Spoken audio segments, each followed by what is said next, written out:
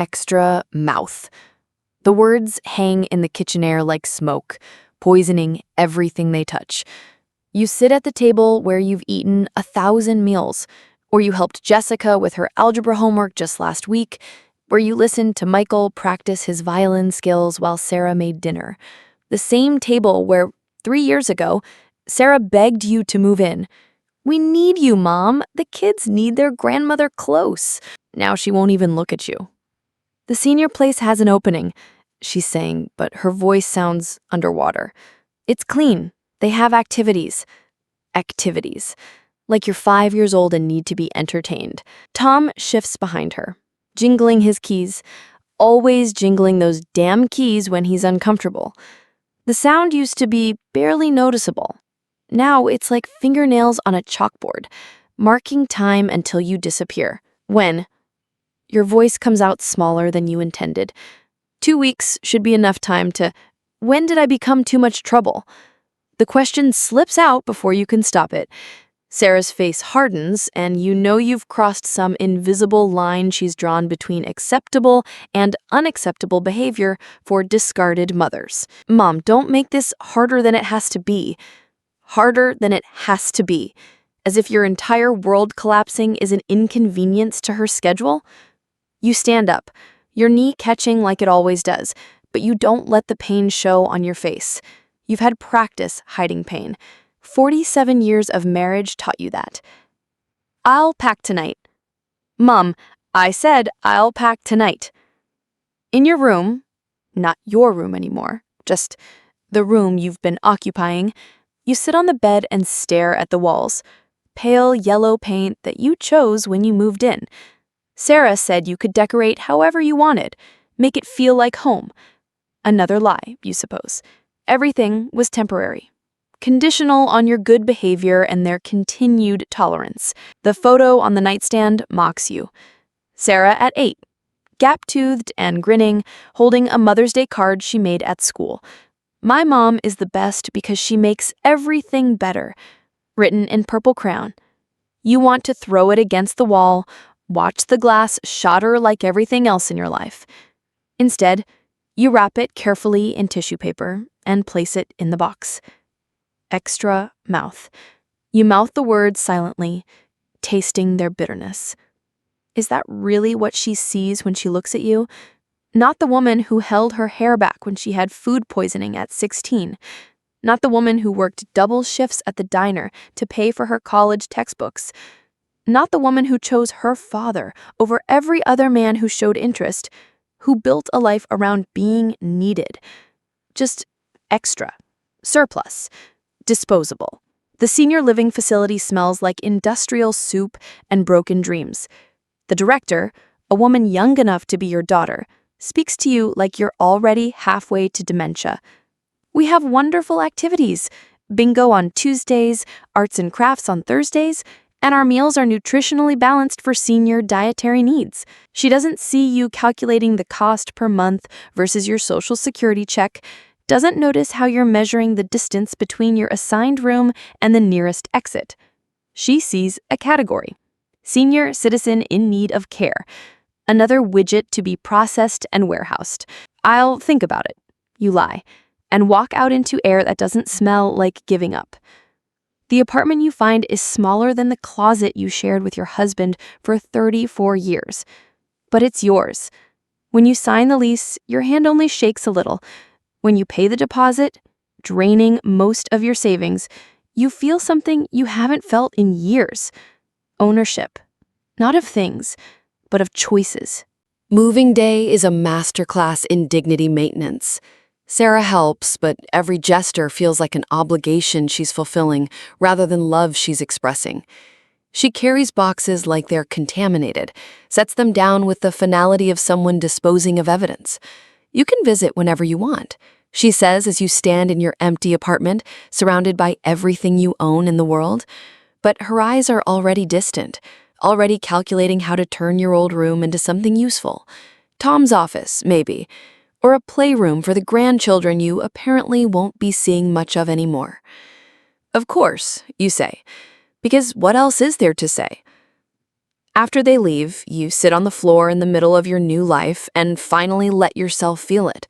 Not just the sadness, that's expected, manageable, the rage.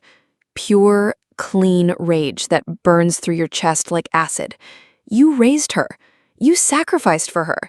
You chose her needs over your own needs so consistently that you forgot you were allowed to have needs. And she called you an extra mouth. The rage is useful. It gets you off the floor, gets you unpacking, gets you measuring the windows for curtains you'll sew yourself because you can't afford to buy them. It gets you walking the neighborhood at sunrise, learning which stores give senior discounts, which bus routes connect to opportunity. It gets you to the library, where you discover that knowledge is the only currency you can still earn. The computer screen glows like a crystal ball, showing you futures you never imagined. Property records, investment strategies, the financial vulnerabilities of Hartwell Properties, the company that owns your daughter's building. Numbers that tell stories of leverage and opportunity and the 1,000 ways that money flows from the careless to the careful. You learn spreadsheets. You learn tax codes. You learn that real estate isn't about having money. It's about understanding money, moving money, making money work for you instead of the other way around. At night, cleaning office buildings while the city sleeps, you run calculations in your head. Rental yields, cap rates, the mathematics of revenge disguised as investment strategy. Because that's what this is, isn't it? Revenge. Not the hot, impulsive kind that destroys everything it touches, the cold, patient kind that builds empires while your enemies sleep. Sarah doesn't call, doesn't visit, doesn't send birthday cards or Christmas gifts. You've been efficiently erased from her life, discarded like old furniture that no longer matches the decor. The silence should hurt more than it does, but you're too busy becoming someone new to mourn who you used to be. The duplex purchase is your first real move. $15,000 down on a seller finance deal, taking over payments from an estate that just wants the headache gone. The building is ugly but solid, in a neighborhood where working people live paycheck to paycheck and appreciate landlords who don't treat them like criminals. You move into the smaller unit and rent out the larger one to a family with 3 children. The kids remind you of Sarah at that age, bright, curious, full of questions you actually know how to answer. When their heat goes out in January, you learn to replace a furnace blower motor from YouTube videos and online forums. When the upstairs toilet leaks, you become an expert in water damage prevention. Each repair, each solved problem, each satisfied tenant is proof that you're not extra anything. You're necessary. You're valuable. You're building something. The building on Maple Avenue comes up for sale on a Tuesday. You're at the library when David calls, your notebook open to a page covered with calculations you've been refining for 18 months. Dave's inboxes are liquidating. The Maple Avenue property. 310 cash, quick close. Your pen stops moving. The numbers on the page blur slightly, but your voice stays steady. I'm interested. Margaret, this is a big jump. 4 units, higher maintenance, much more capital intensive. He doesn't understand. This isn't about capital appreciation or rental yields or any of the rational motivations that drive normal real estate investments. This is about a daughter who called her mother an extra mouth, and the mother who refused to stay disappeared. I can make it work, you tell him. And you can. You've run the numbers 100 times. Your existing properties can be leveraged. A hard money loan can bridge the gap. It will be tight, tighter than anything you've ever attempted, but possible. The inspection is surreal. Walking through the building where your daughter lives, measuring her hallways, photographing her kitchen, making notes about the heating system that keeps her children warm. She's at work, of course. Doesn't know that her mother is evaluating her home like a general surveying a battlefield. The place is solid but neglected. Hartwell has been collecting rent without reinvesting in maintenance. The hallway carpet is worn thin, the exterior needs painting, the heating system is 15 years old and running on borrowed time. But the bones are good, and the location is excellent. In a few years, when the downtown revitalization reaches this neighborhood, the property will be worth twice what you're paying. You make the offer that night. $315, all cash. Close in 3 weeks. Hartwell accepts so quickly you wonder if you offered too much. But it's too late for second guessing now. The financing is a high wire act performed without a net. You borrow against everything you own, max out every credit line, take out a hard money loan at 18% interest. For 72 hours, you own nothing but debt and ambition. You can't eat, can't sleep, can barely think about anything except the 1,000 ways this could destroy you. But on closing day, you sign the papers with a steady hand. The keys to 1247 Maple Avenue are yours. Sarah's keys, technically. But she doesn't know that yet. The letter arrives on a Thursday. Legal letterhead, official language, your attorney's signature at the bottom. A notice of ownership change and intent to raise rents to market value, effective 60 days from the date of service. You imagine Sarah opening it at her kitchen table, the same table where she served your death sentence 2 years ago. You imagine her reading it once, twice, 3 times before the words sink in. You imagine her calling Tom, her voice high and panicked. She bought our building. Mom bought our fucking building. Because of course she'll know it's you. The new landlord, Margaret Walsh. Not exactly subtle, but subtlety was never the point. Recognition was the point. Understanding was the point. The dawning realization that the woman she discarded has become the woman who controls her family's shelter. The rent increase is significant, but legal, bringing their payment from $1,200 to $1,650 per month. Market rate for a 3-bedroom townhouse in an improving neighborhood. Competitive, even. But for a family already struggling to make ends meet, it might as well be $1 million. Your phone rings that evening. Sarah's number flashing on the screen like a warning. You let it go to voicemail, then listen to her voice fill your apartment. Mom, we need to talk. Please call me back. We need to figure this out. We. Interesting how quickly you've been reinstated to the family when they need something. You don't call back. Not that night, not the next day, not the day after that. Let her sit with it. Let her understand what it feels like to wait for someone else to decide your fate. The second voicemail comes 3 days later. No voicemail this time, just your phone ringing at 6:47 p.m. while you're making dinner for one in your perfectly organized kitchen. You answer on the 5th ring. Hello, Sarah. Mom? Her voice cracks like she's the child now. Please, we need to talk. I'm listening. Not over the phone. Can I come over? The pause stretches between you like a chasm. 2 years of silence, and now she wants to come over. Now she wants to sit at your table and ask for favors. The irony is so sharp it could cut glass. I suppose that would be appropriate, given our new business relationship. Business relationship? The words come out strangled. Mom, you're my mother. Yes, I am. I'll see you Saturday at 2 o'clock. You hang up before she can respond. She's at work, of course. Doesn't know that her mother is evaluating her home like a general surveying a battlefield. The place is solid, but neglected. Hartwell has been collecting rent without reinvesting in maintenance. The hallway carpet is worn thin. The exterior needs painting. The heating system is 15 years old and running on borrowed time.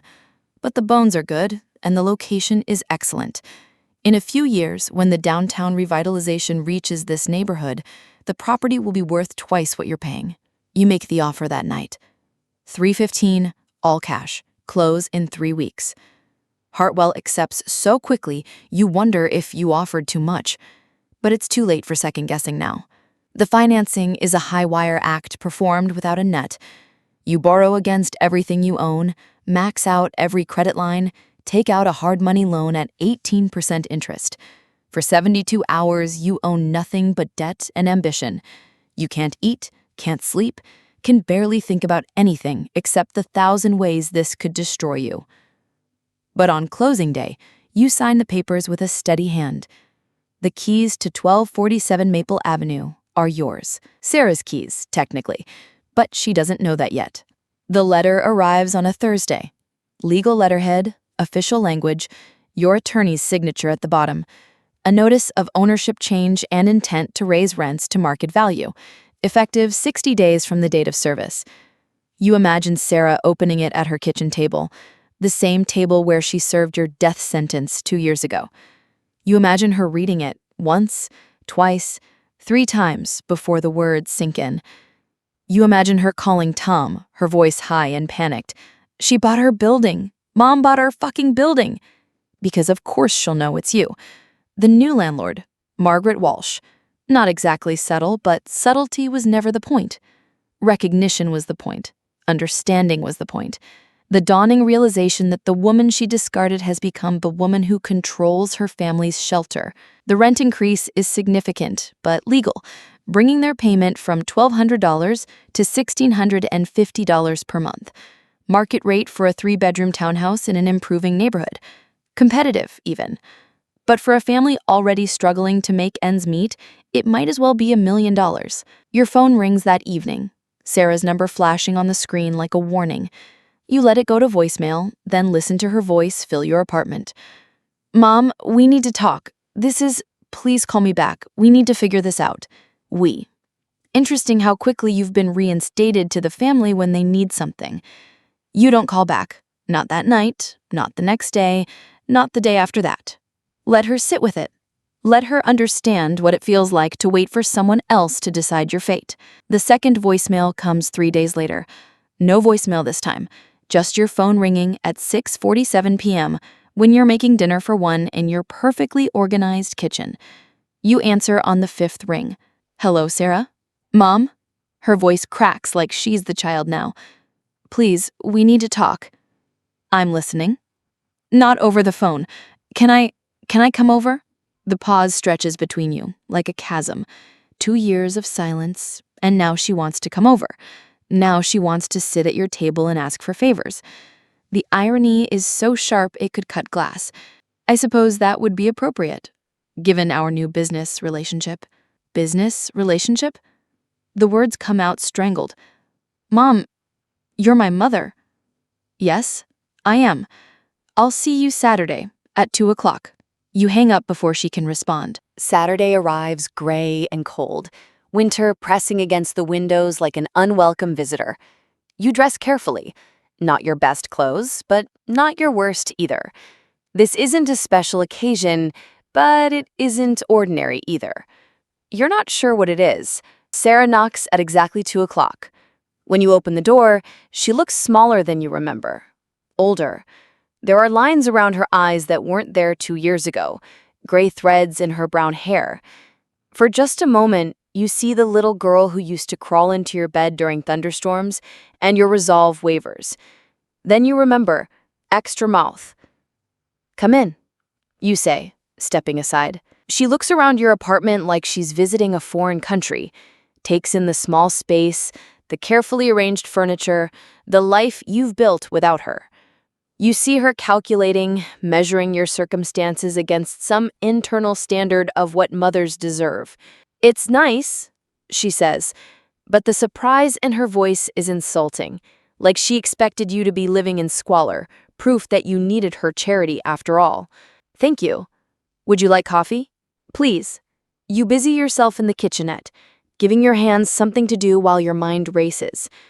2 years of imagining this conversation, and now that it's happening, you feel strangely calm. The rage is still there, but it's crystallized into something harder and more useful. Mom, Sarah starts when you set her cup down. About the building. What about it? You can't seriously expect us to pay that much rent. You sit across from her, sipping your coffee, taking your time. The increase brings your rent to market value. I've done my research. But you know we can't afford it. Then you'll need to find somewhere you can afford. The words hit her like a slap.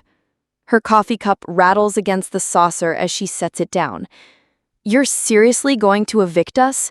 Your own daughter? I'm not evicting anyone. I'm charging market rent for my property.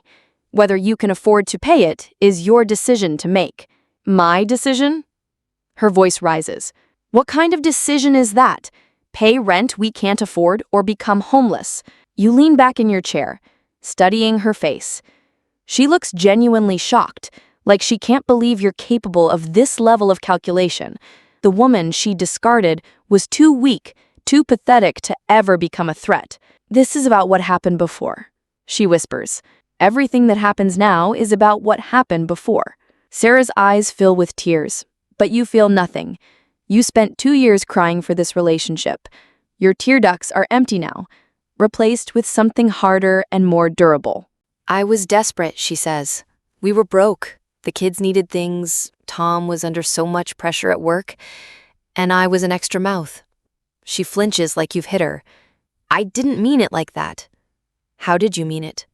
The silence stretches between you. Outside, a bus hisses to a stop, people getting on and off, continuing their lives while yours hangs suspended in this moment of reckoning.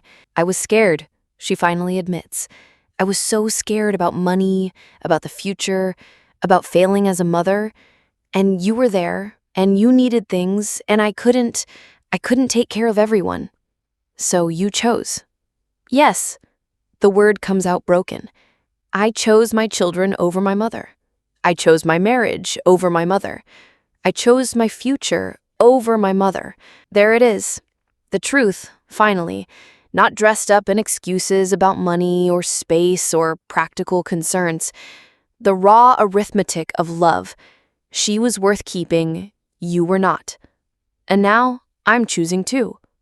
You say, Mom, please, the kids don't deserve this. The kids. You set down your coffee cup with deliberate precision.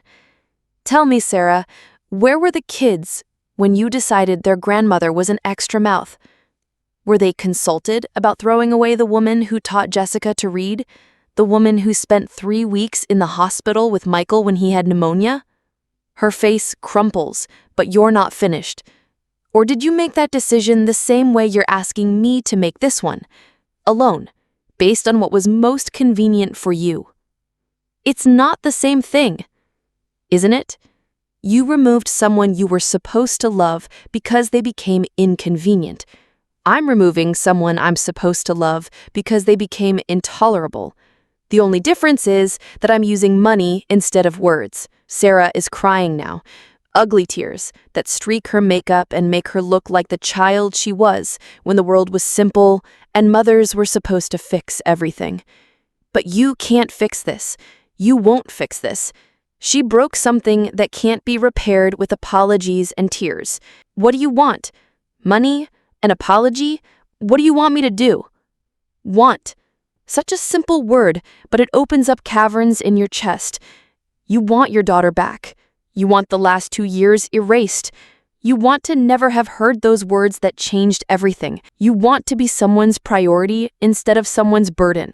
But wanting is for people who still believe in happy endings.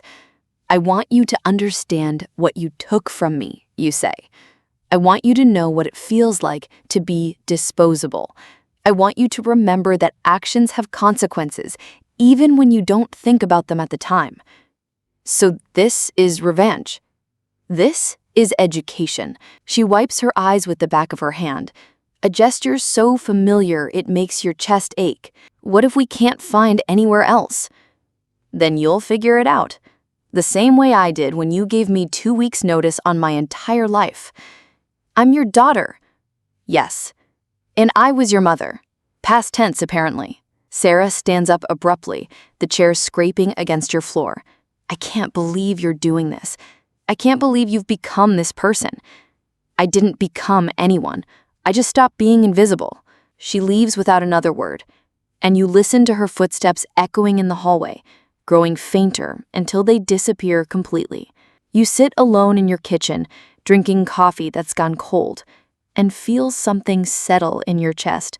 Not satisfaction, exactly, not happiness, but completion. The circle closing on itself. The eviction notice arrives 30 days later.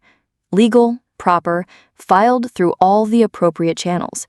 Sarah has stopped paying rent entirely, a gesture of defiance that accomplishes nothing except adding late fees to her debt.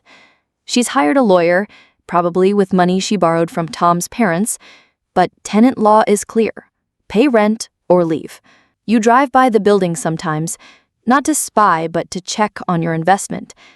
You see the moving truck on a Wednesday morning, watching from your car as your daughter's life gets loaded into cardboard boxes for the second time in 2 years. The kids look confused and angry. Jessica keeps glancing around like she's looking for someone. You, maybe, though you doubt Sarah has told them the truth about who their new landlord really is. Tom carries furniture with the mechanical efficiency of a man who's done this before, his face blank. Sarah directs the movers with sharp gestures. Her voice carries across the parking lot, but not the words. She looks tired, defeated, smaller than the woman who once wielded your fate like a weapon.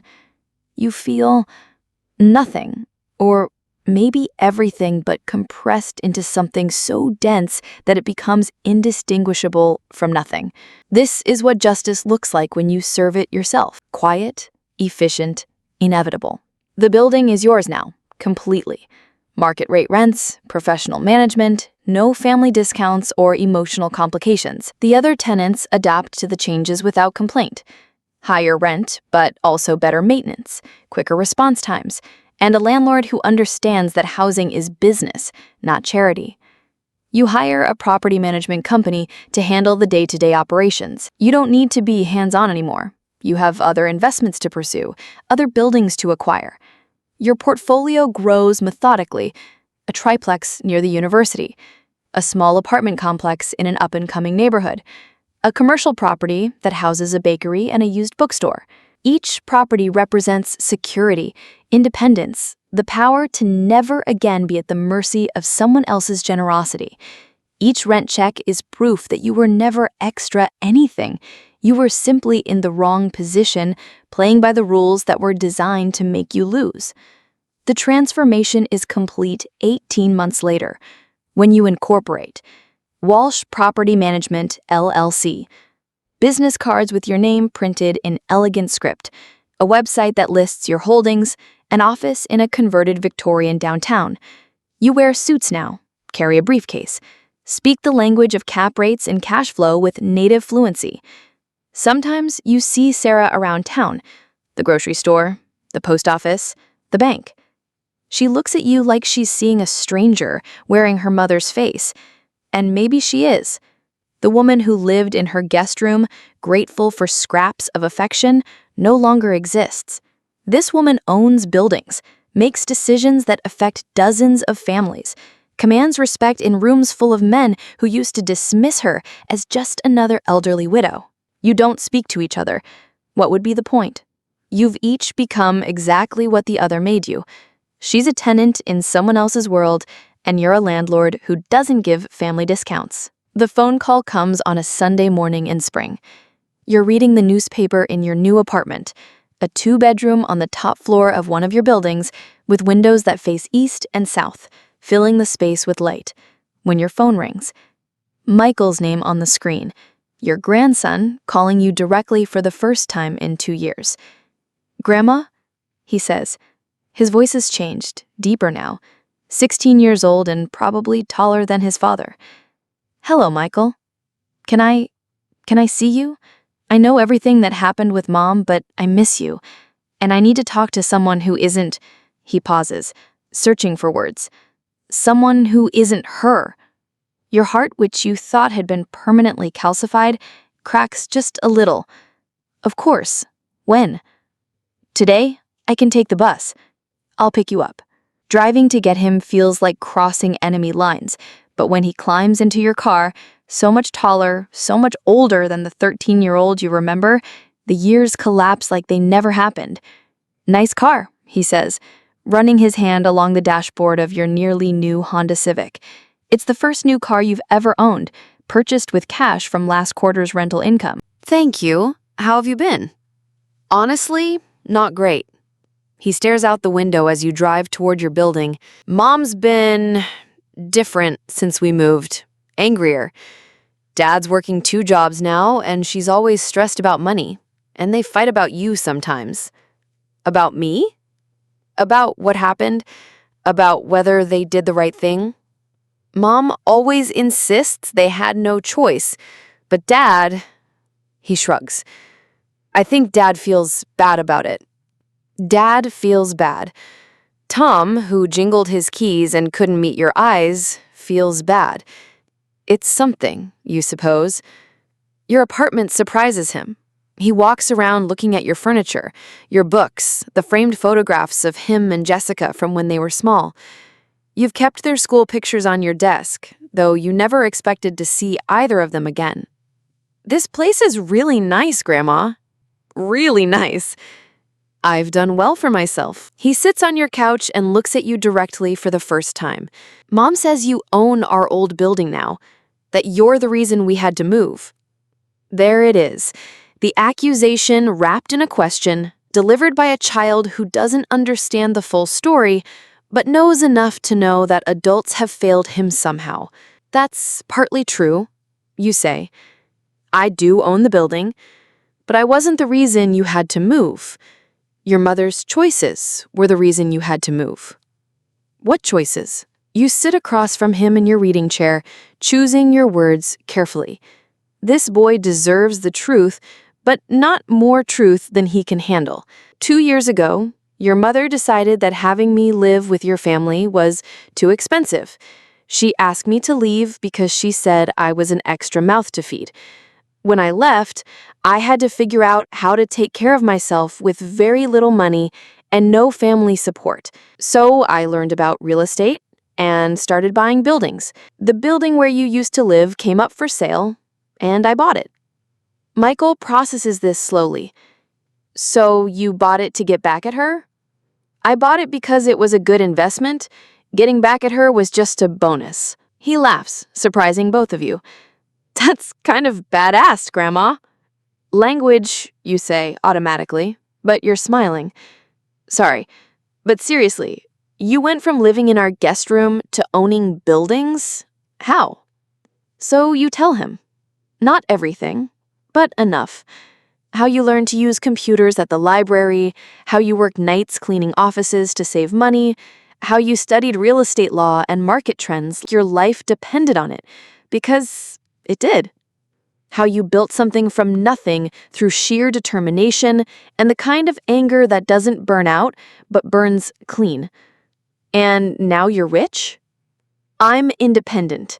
I'm secure. I'm not at anyone's mercy anymore.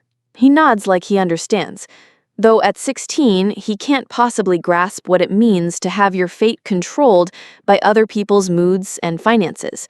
Will you teach me about real estate and money and stuff? I don't want to end up like my parents, always stressed about bills, always having to choose between things we need. The request catches you off guard.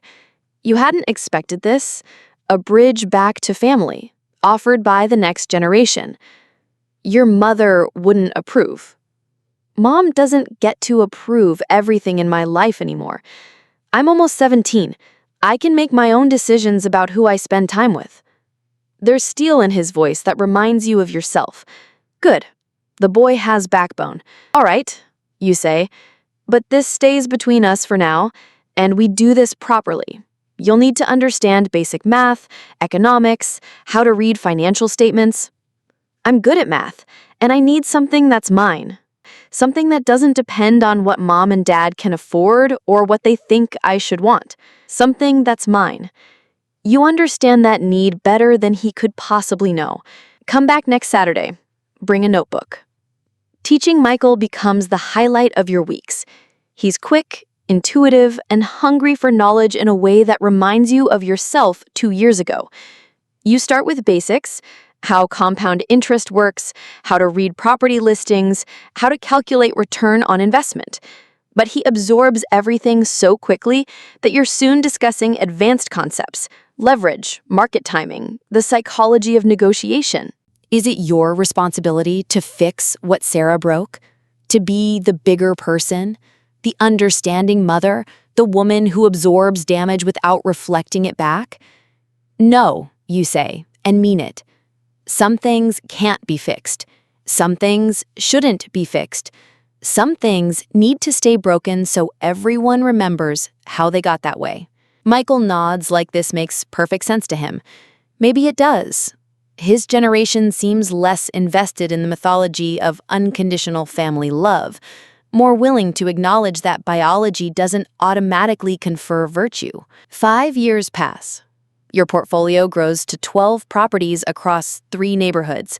You employ a small staff, 2 maintenance workers, a bookkeeper, a property manager who handles the day-to-day operations, while you focus on acquisitions and strategy. Walsh Property Management has become a respected name in local real estate circles, known for fair dealing and quality housing. You drive a new car now, wear clothes that fit properly, eat in restaurants where the servers know your name. You vacation once a year. Not luxury trips, but real vacations to places you want to see rather than places you can afford. Last year, it was Charleston. This year, you're thinking about Ireland, the country your husband always talked about visiting but never had the chance to see. Michael is in college now, studying business and finance with a minor in real estate development. You're paying his tuition, not as charity, but as an investment in a partnership that will extend beyond your lifetime. He works for you during summers and breaks, learning the business from the ground up, proving himself capable and trustworthy. Jessica has never spoken to you again. She graduated high school last spring and left for college on the opposite coast, as far from the family drama as geography allows. You don't blame her. Sometimes distance is the only way to survive other people's wars. Sarah and Tom divorced 2 years ago. The stress of their financial situation, compounded by the shame of their circumstances, eventually consumed their marriage like acid eating through metal. Sarah works 2 jobs now and rents a 1-bedroom apartment in a complex that used to be low-income housing. Tom moved back in with his parents and pays child support he can barely afford. You know all this not because you seek information about them, but because in a city this size, lives inevitably intersect. You see the divorce papers when they're filed at the courthouse, public records accessible to anyone curious enough to look. You see Tom at the grocery store sometimes, looking older than his years, pushing a cart full of frozen dinners and beer. You hear through Michael that Sarah is dating again, though nothing serious. Their destruction brings you no joy, but no guilt either. You didn't destroy their marriage.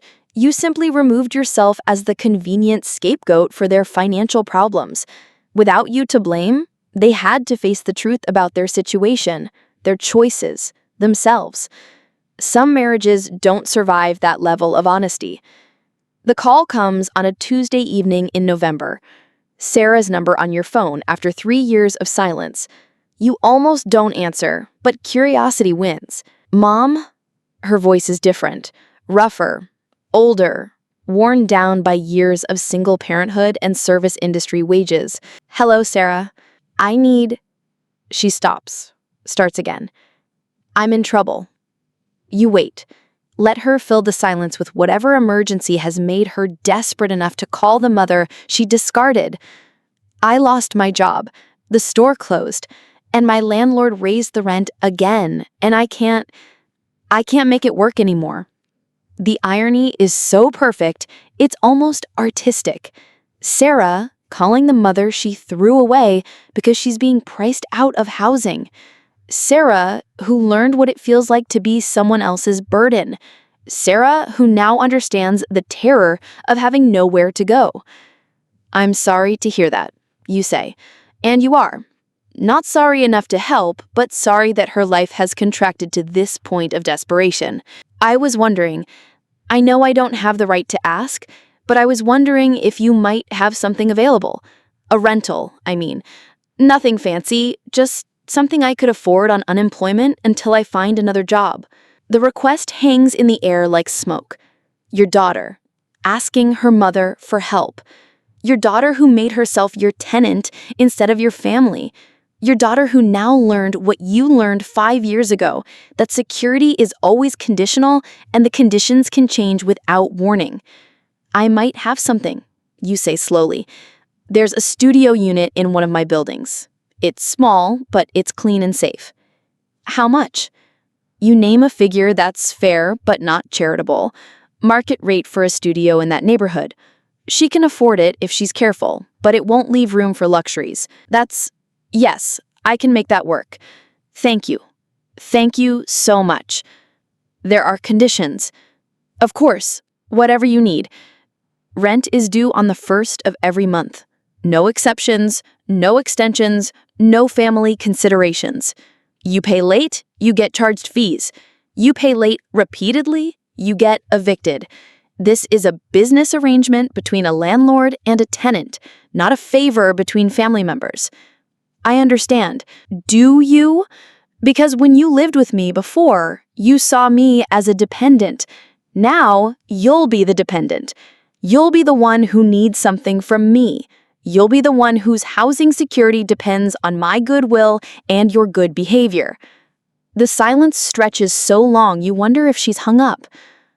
I understand, she says finally, and her voice is small and hollow. Good. You can move in next week. I'll have the lease ready.